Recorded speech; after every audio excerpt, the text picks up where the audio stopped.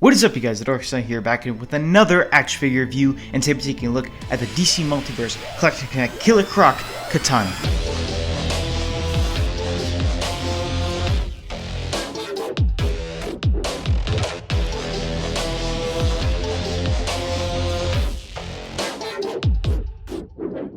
Taking a look at the packaging here, it's pretty much the exact same we've seen with all the other DC Comics Multiverse figures. You got Collector Connect Killer Croc at the top of there. Batman 80 years, because if you don't know, this year is the 80th anniversary of Batman, so that's pretty cool. Katana at the top of there, DC logo, Katana once again at the bottom, DC Multiverse, and at the very top you get the DC logo in a spark varnish material. At the side over here you get the DC logo once again, Katana, and then DC Multiverse once again.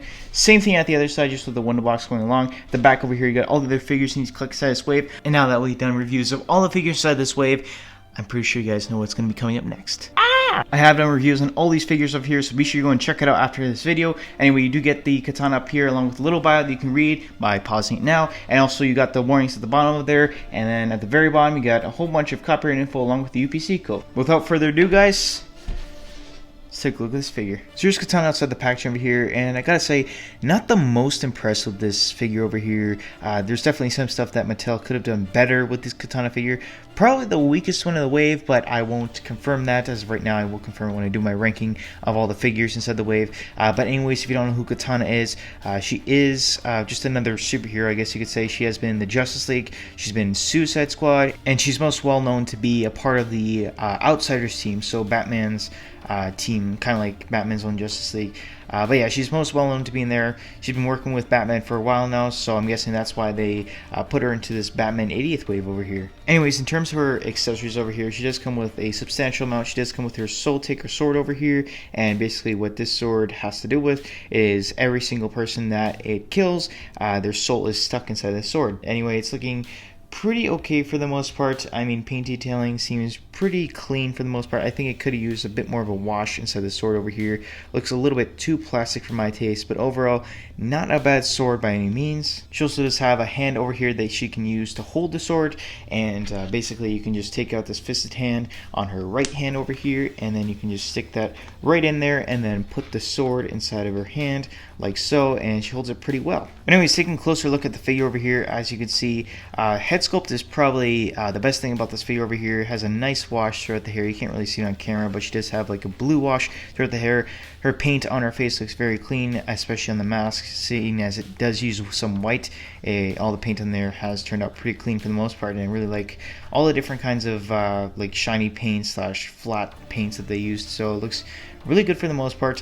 But where this figure does fall is into the more chest to legs kind of section over here.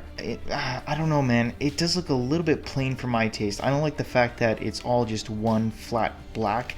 I feel like it looks a little bit too plain, and it just makes the figure just a meh. I do really like, however, how they did sculpt in this little centerpiece onto her chest over here. However, I do wish that instead of painting these little bits, or these little lines, I guess you could say, throughout the entire body, they probably should have sculpted them in first and then painted them in. But her shoulder pad over here isn't looking too bad. Once again, I do wish a little bit more extra paint detailing would have worked in there. Maybe just like a little bit of a black wash, kind of like to separate all those little cubes, I guess you could say. But overall, not bad looking. It is a soft rubber material, so when you're moving the arm up, it can just go over top and you can move it as you please, so that's pretty cool. And as you can see over there, it does have a little bit of a strap going along, and once again, it's painted.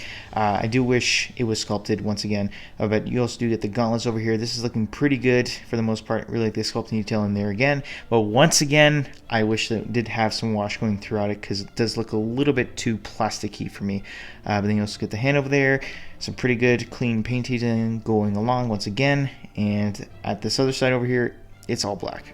I mean, it's just, wait, it's too plain looking for my taste. I don't know. If you guys have a different opinion, be sure to leave it in the comments down below. But yeah, there's nothing really going on with the legs over here. It's just all just one plain black. I hate all this black. Then she also does have two pegels at the bottom of the feet over here. Her articulation over here, though, is a little bit lacking, I do have to say. It's definitely better than the older DC Multiverse, but compared to the recent ones, definitely has to be way better than this. But anyway, her head can move up about that much, which is pretty good. Move down, move side to side. You can do a whole bunch of pivot in there as you please. Her arm can move up about that much, and with the shoulder pad over here, she can move up at around that much or so-ish there. You can probably push it a little bit further, but you'll probably be bending this a little bit too much and it'll probably break off. So I don't suggest that you do that, but you can do it because I can't stop you. But anyway, you can also go up and down. There's no bicep swivel, but there's a swivel at the elbow, so you can swivel like that. And you do have a single jointed elbow over there, so I mean, I wish that they would have given us double jointed elbows. And you also do get the wrist swivel over here, and then it hinges up and down, which is pretty awesome. And you also do get the diaphragm joint over here, which you can move down just the slightest, but you can move it back a lot. And then you can swivel it, you can pivot it, you can do whatever you want, because that's the joy with the diaphragm joint. But anyways, you also do get the leg, which does kick forward at around that much, which isn't really all that much, which is kind of disappointing, but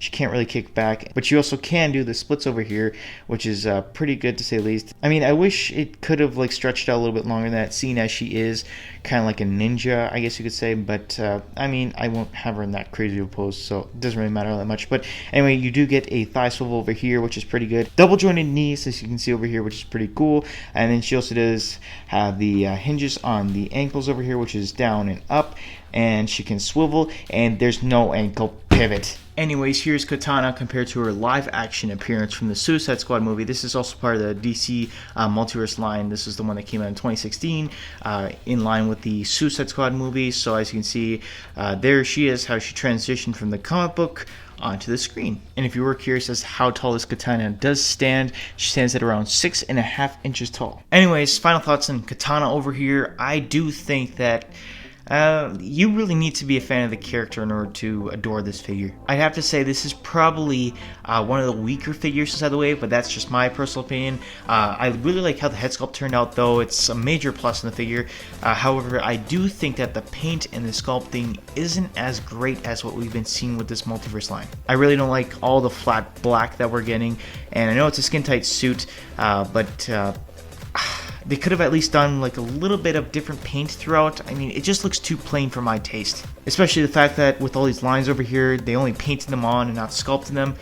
Oh my goodness. And at the same point in time, they couldn't even give us a bit of a wash in the little armor parts that she has over there. And neither with the sword. I kid you not, this figure literally looks like that it has a head sculpt on there and then just a plain body buck. Just a body buck that you would use for any other figure inside the wave, and you would build on top of. It just looks like it's just a body buck. No interesting sculpting going throughout, and no interesting paint detailing going throughout. I mean, guys, you might have a different opinion than me, but honestly, I'm just not feeling it with this Katana. And to top it all off as well too, she doesn't have any ankle pivot. You have a character over here that's meant to be in dynamic poses and dynamic stance, yet you can't even get her to stand in the first place. I mean, like, the only good part about this figure, in my opinion, is the head sculpt, and that's about it. So with that being said, you guys, what would I give this figure as a rating? I've given it long and hard thought ever since I first opened her up, and I'm gonna have to go with a 6 out of 10. If I'm being honest, I really do feel like this is going to be the peg warmer of the wave. But with that being said, guys, hope you guys have enjoyed this video. Be sure to leave a like rating down below. Like it if you liked it, dislike it if you didn't. It really does help me with the quality of my videos. And while you're at it, leave a comment down below. Let me know what you guys thought about this figure. Let me know what you thought about my review, because I always love that feedback. And you know, as all YouTubers do beg for it, subscribe please. But with that being said, guys, like, comment, and subscribe. I appreciate it all. Thank you guys so much for watching, and hopefully I will see you guys